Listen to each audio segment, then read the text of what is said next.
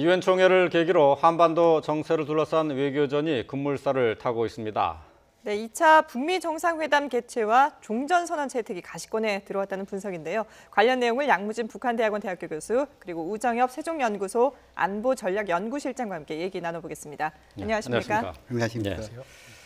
자, 먼저 오늘 새벽에 문재인 대통령이 유엔 총회에서 연설을 했습니다. 이 연설 자리에서 15분 동안 이어진 연설에서 처음으로 종전선언을 언급하면서 한반도 평화체제 구축의 절실함을 호소했습니다. 자, 그 모습부터 먼저 영상으로 보시겠습니다. 북미 정상회담의 합의 정신에 따라 미국이 상응하는 조치를 취한다면 영변 핵시설의 영구 폐기를 포함한 추가적 비핵화 조치를 계속 취할 용의가 있다고 분명하게 밝혔습니다. 한반도는 65년 동안 정전 상황입니다. 전쟁 종식은 매우 절실합니다. 평화체제로 가기 위해 반드시 거쳐야 할 과정입니다. 앞으로 비핵화를 위한 과감한 조치들이 관련국 사이에서 실행되고 종전선언으로 이어질 것을 기대합니다. 네, 문재인 대통령이 오늘 새벽에 했었던 유엔에서의 연설 내용을 일부를 들으셨는데 가장 중요한 내용은 역시 그 종전선언의 필요성을 강조를 했어요.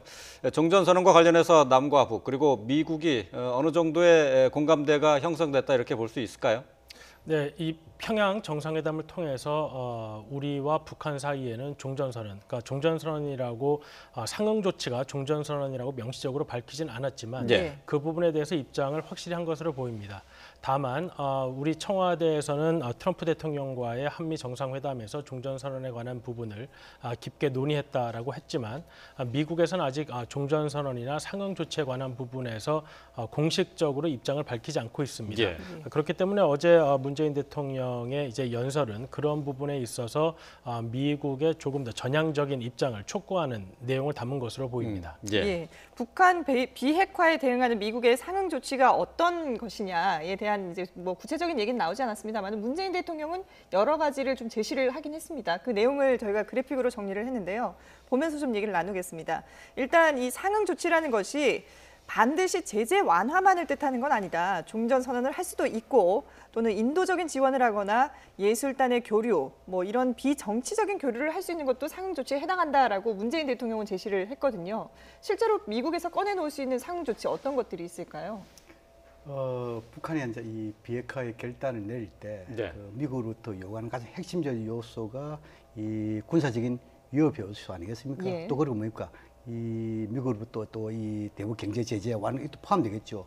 그렇다 하면은 아마 종전선을 포함해가지고 무슨 예술단의 교류도 될 것이고 또 그리고 뭡니까? 대북 경제 제재 완화될 것이고 더 나아가서 지금 이제 북미 간에 수교하려면 또 절차도 있겠지요. 뭐 예를 들어 연락사무소 또 대표부 그다음에 이제 예를 들어 대상 설치겠죠. 이런 것을 다 포함되는 것이 아닌가 보여지고 그러나 이제 이 문재인 대통령이 이렇게 지금 이제 이 유엔 무대에서 이러한 그 일종의 뭔가 북한이 요구하는 상업 지위에 대해서 구체적으로 나열했다는 것은 아마 미국에게 좀 뭐랄까 지금 이제 북미 정상회담에서도 나름대로 약속했고 그런 것을 좀 지키는 것이 필요하지 않겠느냐 이것을 강조한 대목이라고 저는 생각합니다.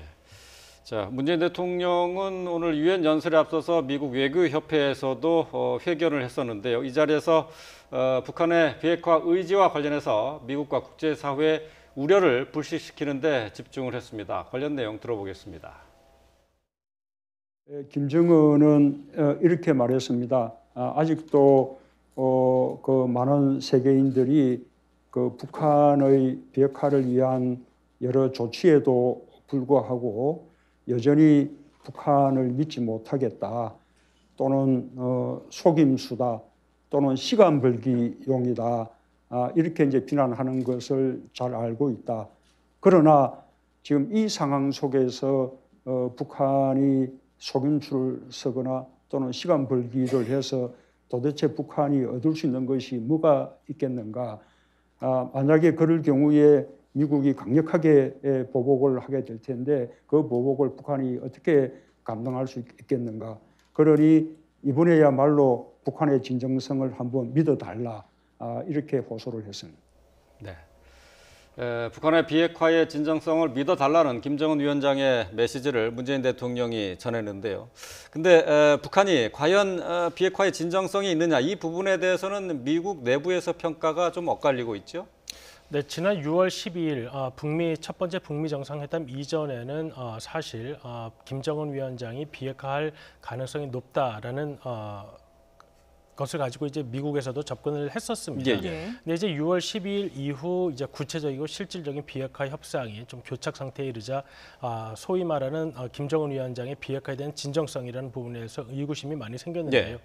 물론 이제 문재인 대통령께서 북한의 진정성에 대한 이야기를 했지만 앞으로 미국이 보다 확실히 의구심을 해소하는 길은 북한이 협상 과정에서 어떠한 절차를 밟게 되느냐. 그렇게 된다면 북한의 비핵화에 대한 진정성의 의구심도 해소될 뿐만 아니라 우리 문재인 대통령이 북한을 아주 정확하게 보고 있다라는 사실을 전할 수 있기 때문에 향후에 북미 간의 협상의 과정에서 북한이 보다 구체적인 행동 방식을 보여줄 필요가 있고 그렇게 된다면 앞으로 문재인 대통령의 행동 반경도 조금 더 넓어질 가능성이 있다고 생각이 됩니다. 아직까지 나타난 조치에서는 비핵화 의지를 믿을 만하다라고 설득하기에는 조금 미흡합니까? 어떻습니까? 지난 7월 달에 폼페이오 장관의 3차 방북 그리고 이제 8월 말에 방북이 취소되면서 미국에서는 사실 아직까지 의구심이 많이 가라앉지 않고 있는 상태입니다.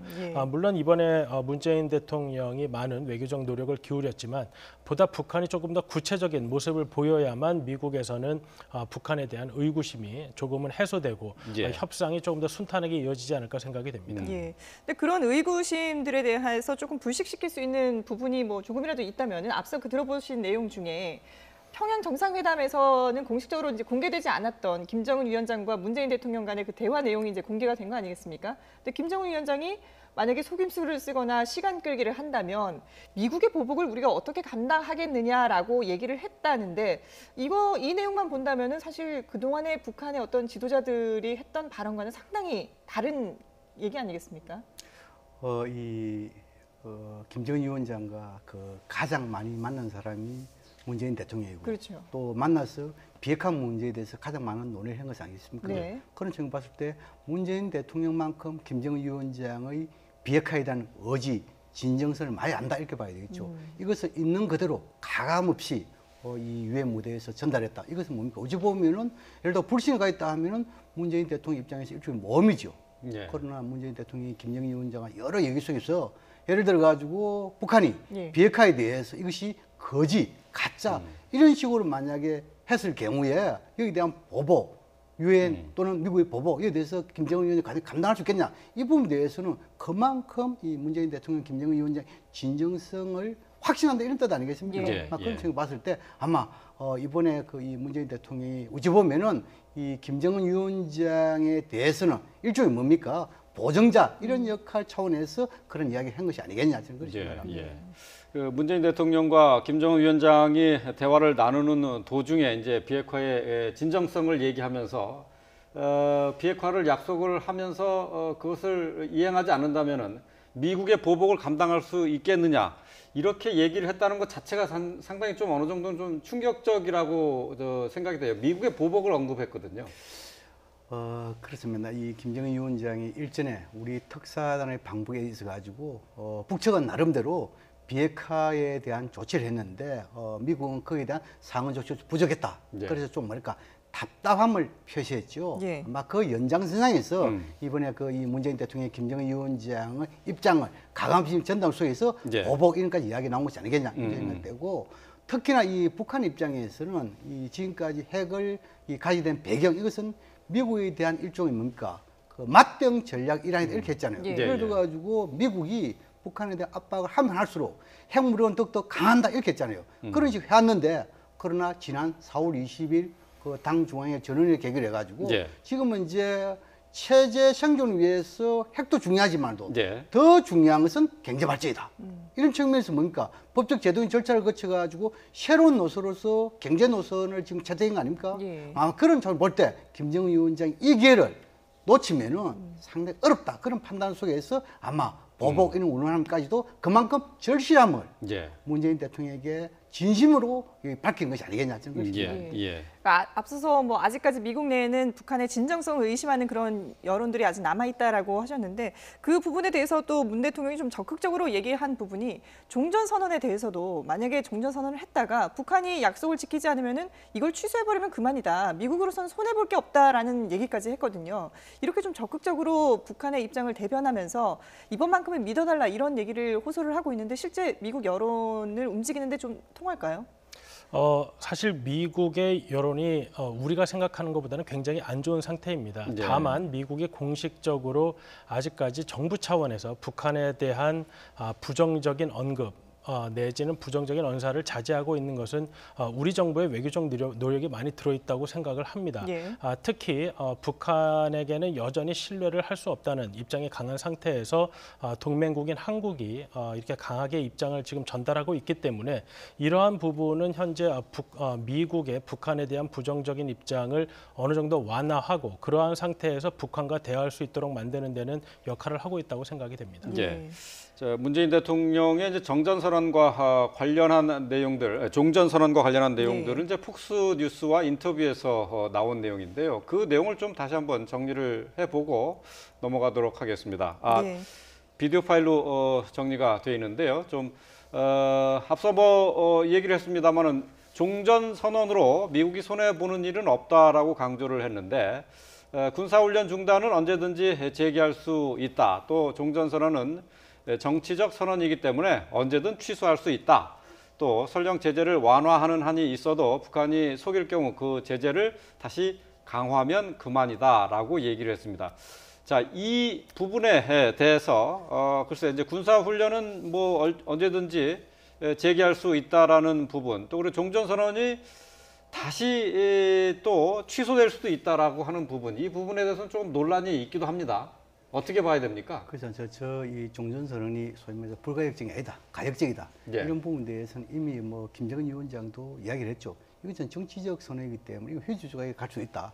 그러나 이건 뭡니까? 이 나름대로 미국이 북한에 대한 일종의 뭔가 적대적인 폐기라는 하나의 이 절차적인 중요성 아니겠어요? 그런 측면에서 강조를 했는데 이 이야기에 대해서는 뭐 문재인 대통령이 틀린 이야기는 아니라고 생각합니다. 지금 이제 우리가 소위 말해서 이 불가역적인 이야기라는 것은 예를 들어 가지고 뭐 사람이 하는 데 있어서 불가역적이 있습니까? 없잖아요.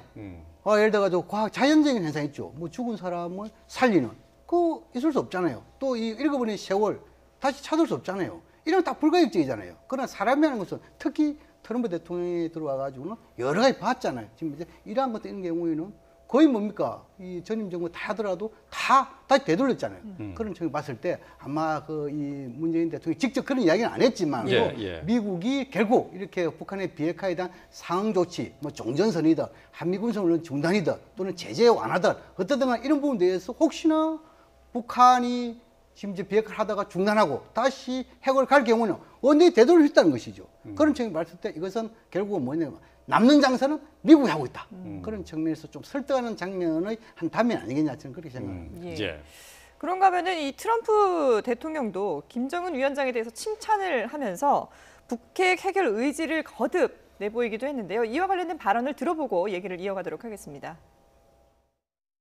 We have engaged with North Korea to replace the specter of conflict with a bold and new push for peace. I would like to thank Chairman Kim for his courage and for the steps he has taken. Chairman Kim reiterated that commitment to President Moon at their third summit and to me in a very strong letter form. I think we will make a deal. 네, 김정은 위원장에 대해서 상당히 이제 뭐 칭찬의 말들을 하고 있는데 이러면서 또 이 미국과 일본과의 정상회담에서 난데없이 김정은 위원장에게 받은 친서다라고 하면서 친서를 꺼내서 보여주기도 했거든요. 이런 부분 친서 내용이 뭔지는 구체적으로 안 전해졌습니다만은 여기에 어떤 내용이 담겨 있을지는 예상해 볼 수가 있겠죠. 네, 최근에 이제 폼페이오 장관의 방북이 취소되면서 이제 남북 관계가 갑자기 경색이 되었는데요. 그 경색된 국면을 풀 수 있는 것은 이제 정상회담밖에 없다는 의견이 많이 있었습니다. 그리고 이제 남북 정상회담에 이어서 지금 북미 간의 정상회담이 상당히 빠르게 진전되는 모습을 보이고 있는데 트럼프 대통령은 지금 우리가 워싱턴의 여론을 이야기하고 있지만 워싱턴의 여론이 본인에게 우호적이지 않다는 것은 잘 알고 있습니다. 예. 그렇기 때문에 본인이 지금 김정은 위원장과의 제2차 북미 정상회담을 추진하고 또 김정은 위원장과 이 비핵화 협상을 할 수 있다는 이러한 데 있어서 보다 본인의 입장을 강하게 변호하기 위해서 네. 김정은 위원장으로부터의 친서도 공개를 하고 물론 내용은 공개 안 했습니다만은 이러한 관계에 있기 때문에 본인이 접근하는 방식이 옳다라는 점을 강조하기 위한 것으로 보입니다. 예. 그 화면을 통해서도 봤습니다만은 미일 정상회담 중에 트럼프 대통령이 이 친서를 가슴속에 넣어둔 것을 이렇게 꺼내 들고 이렇게 그 친서에 대해서도 설명을 했는데 말이죠. 이 친서 내용에 과연 어떤 게 들어갈 수 있을까, 어떤 게 들어갈 수 있을까 뭐 잠시 언급을 해봤습니다만은 글쎄요, 이제 아베 총리 같은 경우는 이 편지를 놓고 뭐 저 트럼프 대통령이 보여줬었던 거 봐요. 그러니까 이게 역사적인 경천 동지할 역사적인 편지다라고 평가를 했는데 말이죠. 뭐 그 내용을 좀 저희가 화면을 통해서 정리를 했습니다만은 김정은 위원장으로부터 특별 친서를 아베 총리에게 보여줬다고 트럼프 대통령이 얘기를 했고요. 또 다른 친서도 받았다라고 얘기했는데 김정은 위원장이 북한에 놀라운 일이 생기길 원하고 또 그리고 그 일이 경제력이 되길 원한다. 그리고 그들은 그러니까 이제 북한을 얘기하겠죠. 그럴 가능성이 있다라고 이렇게 얘기를 했습니다. 자, 이 친서의 내용에 이제 궁금증이 모이고 있는데 어떤 경로를 통해서 받았는지도 지금 불확실하고 내용도 지금 그냥 저희도 이제 추정을 할 뿐인데요. 대략의 상황을 어떻게 평가를 할 수 있을까요?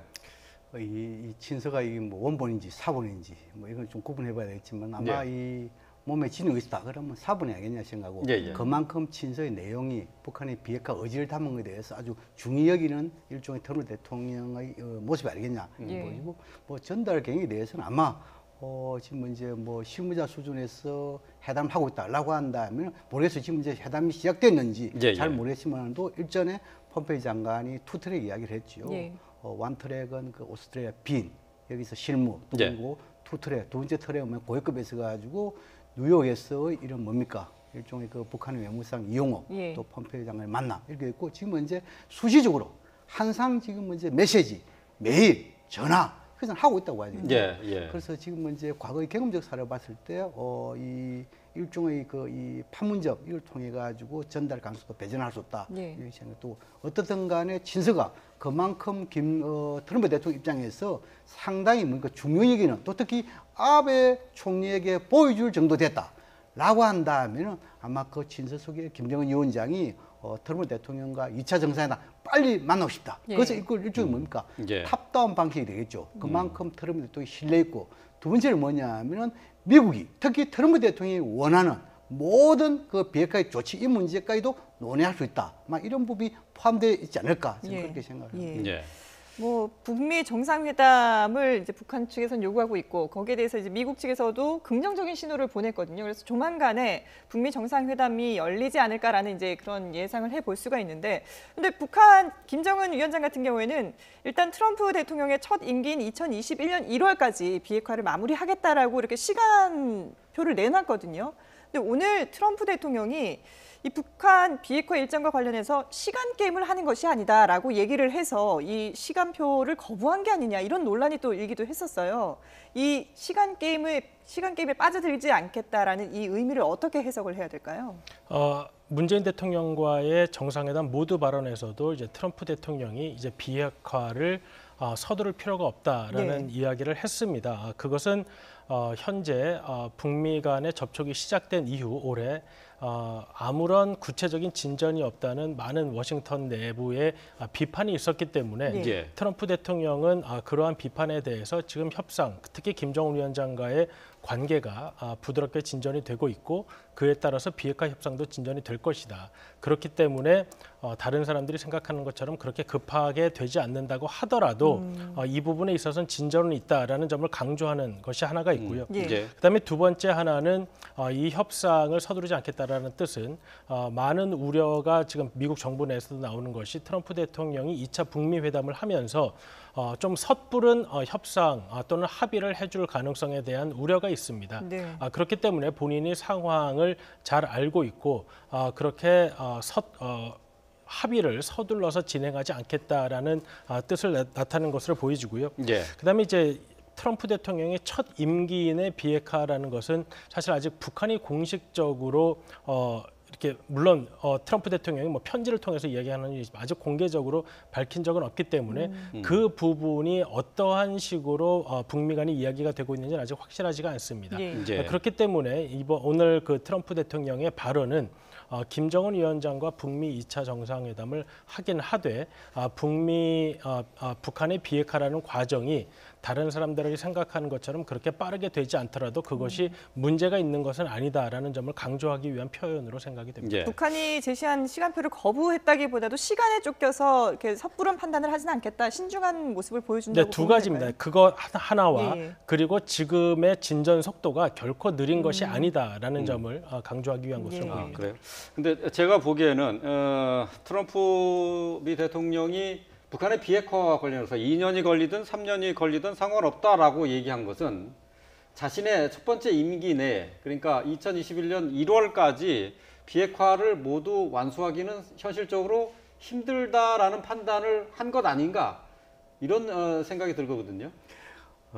이 북한이 이 미국의 일종의 이 담론 속에 화답하는 이런 데서 상당히 어려움이 있을 것이다, 저는 그런 생각이 들어요. 한편으로 폼페이 장관은 빨리 비핵화 시간표를 밝혀라 이렇게 하고, 또 실질적으로 아까 우리 우 실장께서는 좀 예를 들어 가지고 미국한테 직접 이야기하지는 않지만도 트럼프 대통령의 전임 임기 1기 임기 내 하겠다는 우리 특사단을 통해 가지고 이미 밝혔잖아요. 예. 그것을 갖다가 뭡니까 직접 트럼프 대통령 전에 주도로 또 메시지 했잖아요. 네. 그런 측면에서 믿을 수 있는 대목인데, 근데 지금은 이제 뭡니까? 실질적으로 폼페이 장관이 원하는 그런 측면에서 이제 비핵화에 대한 시간표를 갖다 제시했는데, 또 제시하고 보니까 또 뭡니까? 트럼프 대통령은 그렇게 시간을 갖다가 너무 시간 게임 하지 않겠다. 예. 그럼 어디에 장난을 배웠지 모르겠죠. 그러게요. 물론 우리가 뭡니까? 이 모든 정보에 대한 제한이 있기 때문에 최고 지도자의 한마디를 가지고 분석을 할 수밖에 없습니다. 예. 네. 그렇다면은 지금 이제 시간 게임에 대해 가지고 여기에 대해서 좀 뭐랄까? 좀 소홀히 한다 할까? 이런 부분에 대해서는 아마 두 가지의 메시지 단계다. 첫 번째는 미국 국내용이 있고, 하나는 대북용이다. 미국 국내용에 있어서는 먼저 우 박사님께서 말씀한 대로 너무 시간에 대해서 쫓기는, 다시 말해서 쫓기지 않으면서 촘촘하게 사찰 검증해가면서 해가겠다. 네. 여기에 대한 하는 의지를 일종의 뭡니까? 미국 국민들에게 보이는 측면이 있고, 또 북한에 대해서는 일종의 심리전이겠죠. 지금 이제 시간은 결국은 미국 편이지 북한 편은 아니다. 빨리 당신의 시간표 제시가 다 좋은데 빨리 하려면 당신에 대한 좀 뭐랄까 비핵화에 대한 통큰 조치를 빨리빨리 좀 내놔라. 일종의 심리적 압박의 메시지도 당연히 있는 것이 보여지고, 예. 그다음 지금 이제 물론 비핵화에 관련해 가지고 미국의 이런 뭡니까 관계, 언론계 뭐 돼 가지고 불신이 있는 건 사실입니다. 이 불신에 관해서 양쪽 다 있는 것이죠. 트럼프 대통령에 대한 불신, 또 그리고 북한에 대한 불신, 이게 다 있다 보니까 상당 부분 북한의 비핵화에 대해 가지고 부정의 시각이 지금까지 지배해 왔죠. 예. 그런데 이번 문재인 대통령의 이 평양 정상회담, 그 이후 이 유엔 무대에서 활동 이래 가지고 상당 부분 미국 언론, 또 지금은 이제 과거 이 일종의 관료들이 북한의 이런 비핵화에 대한 의지를 조금씩 믿어가는 이런 이 모습도 있지 않을까, 이런 것이 지금 나타나요. 예를 가지고 38 노선을 지금 운영하는 조엘 위터 전 북한 담당관이죠. 이 사람의 경우에는 상당히 오히려 미국에게 지금 조언을 많이 해주고 있단 말입니다. 네. 예를 들어 94년도에 제네바 합의 이 부분 돼 가지고 북한이 미국을 속였다는 이러한 시각 빨리 떨쳐라, 이런 거 이야기를 하고 있단 말입니다. 네. 이런 측면을 봤을 때 아마 이번에 문재인 대통령의 뉴욕 이런 방문에 있어 가지고 나름대로 북한 입장을 대변한다는 측면보다도 솔직가 있는 그대로 하는 것이 좀 뭐랄까 인식을 달리 변화시키는 그런 계기점이 되지 않을까, 이런 생각이 듭니다. 예. 자, 오늘 한반도 비핵화와 관련해서 여러 가지 굵직굵직한 뉴스들이 많았습니다. 오늘 새벽에 문재인 대통령의 유엔 총회 연설을 비롯해서 트럼프 미 대통령이 유엔 안보리 회의를 주재했고, 또 그 이후에 또 기자회견을 통해서 비핵화의 시간표를 따로 마련하지 않겠다라는 얘기도 이렇게 나왔는데 말이죠. 이와 함께 북미 정상회담이 또 언제 이루어질 것이냐, 여기에 대한 언론의 관심도 높습니다. 이에 대해서 폼페이오 미 국무장관이 인터뷰한 내용이 있는데요. 이 내용을 먼저 듣겠습니다. It may happen in October, but more likely sometime after that. It takes a little while to put these together. We've talked about this verification from the beginning. We're not going to buy a pig in a poke. We're going to get this right. 네, 북미 정상회담 조만간 열릴 것이다라고 얘기를 했기 때문에 다음 달에 열리지 않겠느냐 하는 뭐 전망도 많았습니다만 폼페이오 장관은 다음 달보다는 11월에 더 가능성을 두고 있는 거죠. 네, 지금 우리가 1차 북미 정상회담도 사실 회담 한 달 전 정도에 이제 싱가포르라는 위치가 공개되고 했습니다. 그것은 이제 그 전부터 많은 것들이 이미 이루어졌기 때문에 한 달 전에 장소가 공개되었던 것인데요. 지금 우리가 미국의 중간 선거를 기점으로 회담 날짜를 생각하고 있는데 중간 선거가 11월 6일이라고 한다면 지금 뭐 40일이 채 남지 않은 시간입니다. 그렇다고 본다면 회담이 11월 6일 이전에 되기 위해서는 지금 사실 많은 부분이 두 국가 사이에서 결정이 되어 있어야 하는 상황인데 아직까지 미국 정부와 북한 사이에 그러한 구체적인 부분에 대해서 이야기가 진행된 것 같지는 않습니다. 그렇기 때문에 폼페이오 장관도 가능성을 배제할 수는 없지만 더 많은 가능성은 10월 이후 그리고 중간 선거가 11월 6일이기 때문에 중간 선거 이전으로 못 받기도 지금은 쉽지 않은 상황으로 생각이 됩니다. 양 교수님 보실 때는 어떠세요? 북미 정상회담 언제쯤 열릴 가능성이 있을까요? 일단 이 남북한은 이 중간 선거 이전에 좀 했으면 좋겠다. 뭐 이러한 하나의 이 기대를 가지고 있겠죠. 그 이유는 간단합니다. 혹시나 이 11월 6일 그 미국 중간 선거에서 이 트럼프 행정부를 지지하는 공화당 여기에서 대패를 했을 경우에 이 트럼프 대통령 지금까지 이런 대한반도 정책, 대북정책에 대해서 상당 부분 강경으로 돌변해 나가지 않을까 뭐 이런 우려성이 있겠지요. 그런 차원에서 아마 10월 중으로 하면 좋겠다 이러지만 그러나 지금 이제 우 박사가 이야기한 대로 준비하는 시간 또 과거의 경험사를 열어봤을 때 11월까지 넘어가더라 가능성도 배제했다. 그러나 12월은 어려울 거예요. 왜냐하면 이 12월이라는 것은 미국이라든지 북한 모두 국내 정치 일정이 많이 있단 말입니다. 날씨도 춥고 그런 것 다 감안해가지고 제일 좋기는 11월 달 좋고 그러나 11월 달 하더라도 남북미 모두 어찌 보면 종전선언을 하나를 가지고 또는 핵심을 가지고 한다 그러면 서로가 약속을 지키는 그런 하나의 기간이기 때문에 그것도 무방하다 저는 그렇게 생각합니다. 자, 중간 선거 얘기를 잠시 하셨는데 중간 선거 결과가 공화당의 패배로 나타날 경우 비핵화 협상에 영향을 어떻게 줄 거로 예상하십니까? 그래서 아무래도 이 승리했을 때의 정치적 정책 유연성 또 이 패배했을 때 유연성 상당히 달라지겠죠. 지금 혹시나 패배했다 하면은 이 그만침 이 트럼프 대통령이 정책 이끌는 데 있어 가지고 상당히 부담이 되겠죠. 대북 정책 마찬가지겠죠. 그렇다 하면 아마 패배했다 하면은 일정 기간 이 대북 정책에 대해서 속도가 좀 느릴 가능성도 배제할 수 없다 이런 생각이 들기도 합니다. 그렇군요. 자, 지금 뭐 북미 정상회담이 과연 이제 언제 열리느냐 저희가 전망을 해보긴 했는데 사실 이 북미 정상회담 얘기가 나오기까지도 여러 우여곡절들이 있지 않았습니까? 이제 북미 정상회담이 만약에 열린다면 문재인 대통령은 그 자리에서 아마 종전선언에 대한 논의가 충분히 이루어지고 가능할 것이다라고 얘기를 했는데 과연 그 전망이 이루어질 수 있을까요? 지금 미국 내에서는 트럼프 대통령과 관료들의 생각이 많이 다른 것 같습니다. 관료들로서는 트럼프 대통령이 북미 정상회담을 하기 전에 최대한 북한으로 하여금 매우 구체적인 사안에 대해서 협상을 통해 합의를 얻어내려고 노력을 할 것입니다. 그래서 종전선언을 해준다고 하더라도 그에 대한 반대급부로서 보다 구체적인 비핵화 조치를 얻어내려고 할 텐데요.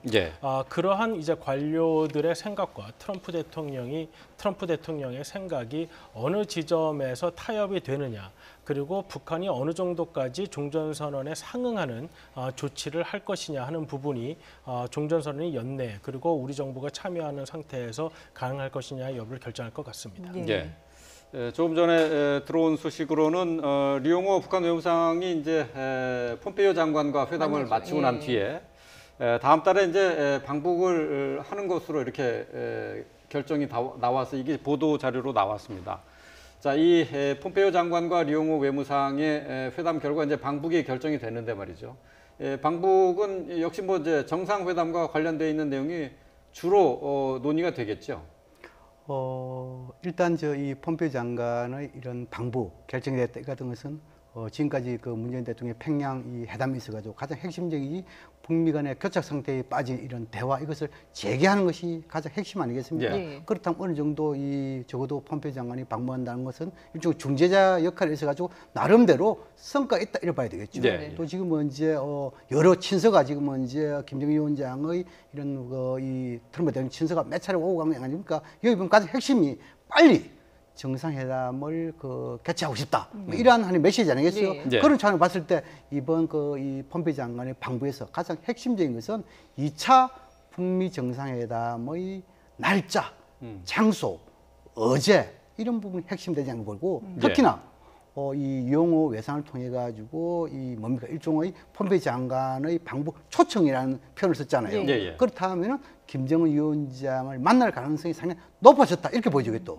지금까지 뭐 미국뿐만 아니고 김정은 위원장을 직접 만났을 때 대부분 성과가 있었던 것이 과거 개금적 사례 아니겠습니까? 예. 그런 측면 봤을 때 어찌 보면은 폼페이오 장관의 방북이 빠르면 빠를수록 예. 제2차 북미 정상회담도 빨라진다. 이것을 우리가 예측할 수 있는 대목이 아닌가 생각됩니다. 예. 그런데 이 폼페이오 장관 같은 경우는 이 최근 그 앞서서도 방북이 예정이 돼 있다가 갑자기 또 전날 번복이 되기도 하지 않았습니까? 그런 걸 봤을 때 이 일정이 무리 없이 소화가 되려면 변수들이 어떤 것들이 있을까요? 그래서 지금 문제는 이 문재인 대통령의 중재자 이 의지가 확고하고 또 그것이 어느 정도 미국을 인식시키는 데 도움이 되겠죠. 예. 특히나 또 뭡니까 김정은 위원장도 직접 폼페이오 장관을 초청했단 말입니다. 예. 또 그 친서도 여러 차례 가지고 북미 정상회담 시급하다, 필요하다 이것도 했잖아요. 네. 그런 측면 봤을 때 아마 북한 측으로부터의 변수는 크게는 없을 것이다. 단지하다 미국 측으로부터 예를 들어 가지고 혹시 미국 이 트럼프 대통령의 국내 정치 일정 가지고 여러 가지 변수 있지 않겠습니까? 네. 그렇게 있다 그러면 조금 늦어질 수 있겠죠. 그러나 이 연내 이 북미 정상회담 이 개최 가능성에 대해서는 상당히 뭡니까 우리가 어느 정도 신뢰를 된다 그런 생각이 들기도 합니다. 예. 자, 이제 북미 정상회담 이제 두 번째 이루어지게 되는데요. 앞서서 첫 번째는 이제 싱가포르에서 열렸습니다만 그 다음 장소가 어디가 될 것이냐 이것도 또 관심이고 또 이 장소 선정이 주는 정치적 의미도 있지 않습니까? 네, 그 1차 정상회담 이후에 사실 트럼프 대통령은 김정은 위원장을 워싱턴으로 초대하겠다라는 이야기를 수차례 걸쳐서 했었습니다. 그렇기 때문에 아마도 트럼프 대통령의 1차적인 선언은 워싱턴에 있을 거라고 보여지고요. 다만 워싱턴이라는 곳은 여론이 어떤 쪽으로 흐를지 모르기 때문에 그러한 정치적인 부담을 고려했을 때 과연 2차 북미 정상회담에서 어떠한 성과물을 도출해낼 수 있을까에 따라서 트럼프 대통령도 워싱턴으로 밀어붙일 것인가 아니면 다른 제3국을 찾을 것인가를 고민할 것 같습니다. 예. 싱가포르에서 다시 열릴 가능성은 없을까요? 지금상에서 한반도를 제외한 제3국에서의 가능성이 좀 낮다. 저는 낮다. 이제 뭐 예를 들어 가지고 1차 북미 정상회담은 소위 대한 불신이 있기 때문에 좀 부담을 줄이기 위해서 제3국에서 했겠죠. 그러나 지금 문제는 좀 뭡니까? 이제 두 번째 만남이고 특히나 이제 우리 정부의 중재 이것이 상당히 강하지 않습니까? 지금 이제 워싱턴 이야기하는데 저는 워싱턴의 가능성도 조금 낮다고 생각해요. 예를 들어 가지고 뭐 김정은 위원장 입장에서는 이익이 된다면 문제 가겠죠. 그러나 이 트럼프 대통령 입장에서는 좀 위험 부담이기 때문에 그렇다면 효용성 있지 않습니까? 효용성. 다시 말해서 지금 이제 김정은 위원장이 서울 답방이 또 약속했잖아요. 또 종전선언 이 부분에 있어서는 아마 이 분단의 상징 또 이 상징에서 휴전선 이 근방에서 하는 것이 지금까지 북한이 줄곧 주장한 부분이었죠. 그렇다면 아마 서울에서 이 남북 정상회담 하고 또 뭡니까 이 북미 간의 만남 동시에 남북 미중 사자까지 가는 그런 효용적인 측면에서 서울 판문점 이 가능성이 좀 높지 않을까 저는 그렇게 전망합니다. 서울 또는 판문점. 네, 그렇습니다. 그래요. 2차 북미 회담 장소가 서울로 된다면 그것도 상당히 큰 역사적인 의미가 있을 것 같은데 말이죠. 자, 오늘 뭐 주요 내용들이 문재인 대통령의 유엔 연설을 통해서 종전 선언을 강조한 부분이 있고 또 그리고 트럼프 미 대통령이 기자회견을 통해서 비핵화의 협상 시한을 정하지 않았다는 점도 상당히 눈에 띄는 대목인데요. 이것으로 봤을 때 비핵화 협상 앞으로 순조롭게 진행될 것으로, 그리고 지금 잘 진행되고 있는 것으로 평가할 수 있습니까? 아니면은 난관이 좀 예상된다고 할 수 있습니까? 뭐 사실 모든 것이 불확실하기 때문에 모든 것을 낙관적으로만 볼 수 없습니다. 다만 현재 미국의 입장으로 봤을 때는 폼페이오 장관의 실질적 협상 상대로 김영철 부위원장보다는 류용호 외무상을 선호하고 있는 것으로 보입니다. 예. 그래서 만약에 폼페이오 장관이 4차 방북을 폼페이오 장관이 10월 달에 방북을 했을 때 예. 폼페이오 장관의 카운터파트로 김영철 부위원장이 아니라 류용호 외무상이 나온다고 한다면 그것은 이제 북한이 미국의 협상 의사에 상당히 맞춰줬다고 볼 수 있기 때문에 예. 류용호 외무상이 나오게 된다면 미국 입장에서는 어느 정도 만족을 하고 좀 협상이 순탄하게 될 가능성이 높아 보입니다. 예, 알겠습니다. 네, 지금까지 양무진 북한대학원 대학교 교수 그리고 우정엽 세종연구소 안보전략연구실장과 함께 북한 비핵화와 관련된 얘기 나눠봤습니다. 두 분 말씀 잘 들었습니다.